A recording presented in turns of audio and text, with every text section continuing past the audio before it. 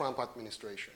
It was actually during the second part of Obama administration where Turkey and US relations got soured due to various different issues between the two countries. One being the policy in Syria, the other one being basically Turkey wanting certain military equipment like a air defense system, and there was this dragging of feet by US administration, partly due to the stance in the US Congress, which made things more complicated.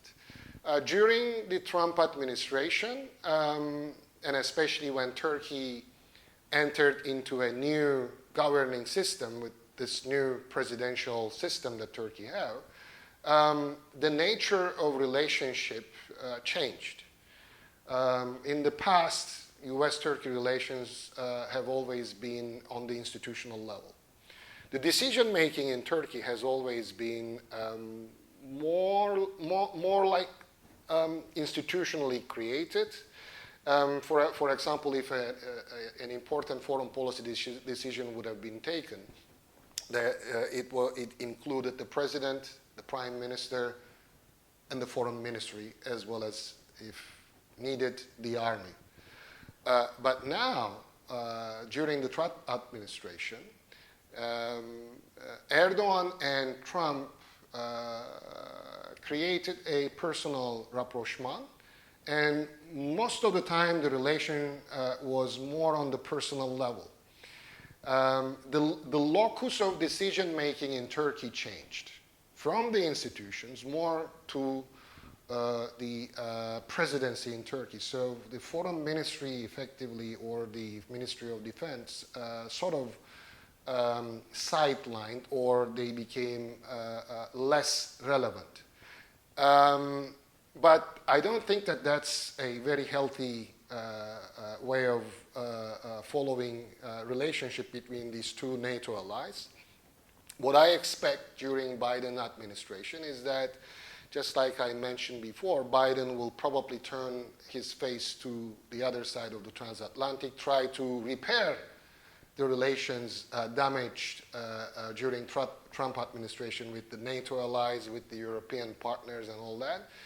And the relations of United States with Turkey, I think, will be based more on institutional cooperation and institutional communication rather than having the two presidents unlike the Trump administration.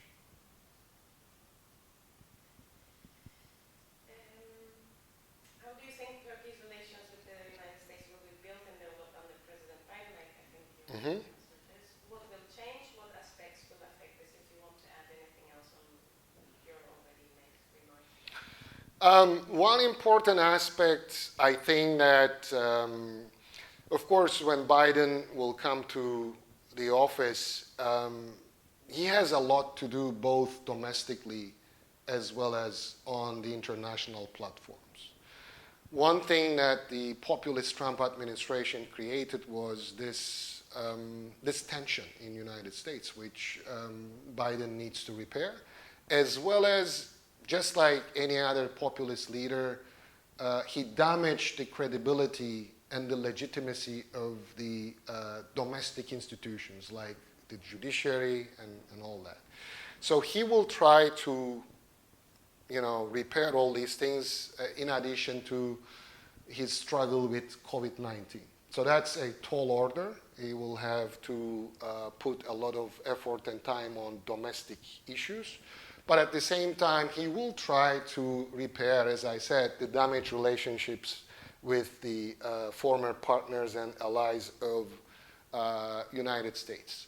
One thing that his party, meaning the Democrat Party in the United States, at least some groups there would want, is also to require a level of democracy and rule of law in the allies of United States. So there'll be more pressure, I think, by United States on Turkey on specifically these issues of improving human rights as well as democracy and rule of law, restoring those in Turkey. So I think in that area there'll be some problems, but hopefully resolved. The other, as I said, tough issue is, of course, the S-400 issue. I don't know how it is going to be resolved, but I think that I don't expect Biden administration, let alone the US Congress, to accept that a NATO member will have operational S-400 missiles in the soils of a member country. So diplomacy is the art of making impossible possible, so I hope that they'll find a novel way of solving that issue. But at the beginning it will be tough, but I think that both United States and Turkey are aware of the importance of each other and the need to cooperate in NATO platforms. Coming to an end, we have to, well, many experts are concerned about Erdogan's activity in the Middle East. He intervenes in almost all conflicts. What is the reason for this? Do you think that Erdogan wants to create a neo-Ottoman empire? Why would he? Will Erdogan be able to make his dreams come true? What can stop him? And how does his ambition affect relations with other countries in the region? Do they agree to be part of this empire? Yes, there is this discussion for a long time, and it started especially during the time of Foreign Minister of Davutoğlu, that Turkey has aspirations with the former Ottoman territories. But the beginning was basically Davutoğlu followed this zero problems with the neighbors, especially having good relations with the neighbors as well as the former Ottoman territories. But I don't think that the aspiration was to create the Ottoman Empire. Even if there is a glimmer of, let's say, aspiration to do that, I don't think that it is possible, because if you look at especially the Arab geography, they are not at all interested in being part of a bigger Ottoman Empire. So I don't think that that's a realistic way to go. But I don't see any harm in Turkey trying to have good relations based on political equality with the former Ottoman territories, because there are cultural as well as religious and some other similarities, commonalities between Turkey and all these countries. I think a Turkey which has good relations with the neighbors, a Turkey who designs its foreign policy based on more pragmatic calculations and national interests rather than ideological aspects should be the way to go. And remember, in 2010, Turkey was elected for 2 years to be a non-permanent member of the UN Security Council. The voting was actually in 2009. And during that time, Turkey got the support of more than 130 countries among 190-something countries in the United Nations. That was very impressive. But a couple of years ago, they tried again, and they got something like 30 countries' support. So that tells you a lot about how Turkey sort of shifted or moved from one side to the other one when it comes to foreign policy choices. Now, part of it is due to the Turkish foreign policy decision makers, but part of it is due to both global which I explained before, this global new power configuration, as well as tectonic changes in the region. Tectonic changes starting with the Arab Spring, and some of these countries are neighbors of Turkey, and Turkey has all the rights in order to take action if there are some security concerns or security threats that they have to address it.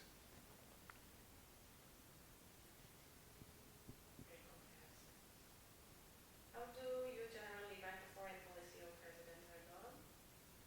Some experts believe that being active on the world stage is a way to divert attention from domestic problems. Do you agree with this point of view? What does he want to achieve with this activity? Will Erdogan have enough strength, resources, and money to implement his plans? How do you assess Turkey's foreign policy in the future? As I said, there have been some shifts here and there.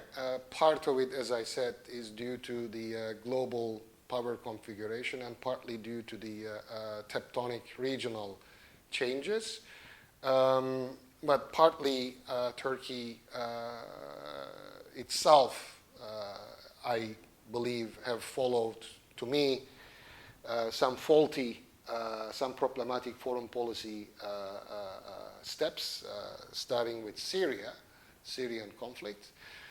In my opinion, Turkey should normalize its relations with Israel, with Egypt.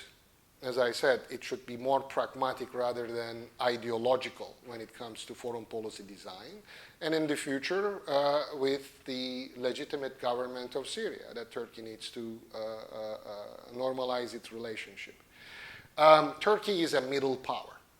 It's not a global power because simply it does not have the capacity, economic as well as military capacity, to play a global role.